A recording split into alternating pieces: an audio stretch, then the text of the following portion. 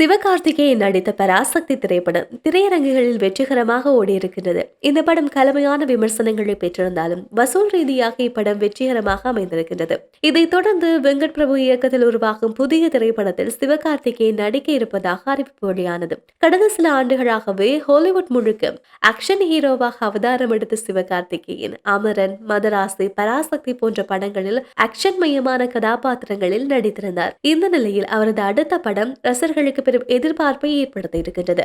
முன்னதாக வெங்கட் பிரபு இயக்கத்தில் தி கோட் திரைப்படத்தில் சிவகார்த்திகேயன் சிறிய கேமியோ வேடத்தில் நடித்திருந்தார். தற்போது இந்த கூட்டணி முழு நீள படத்தில் இணைந்திருக்கின்றது.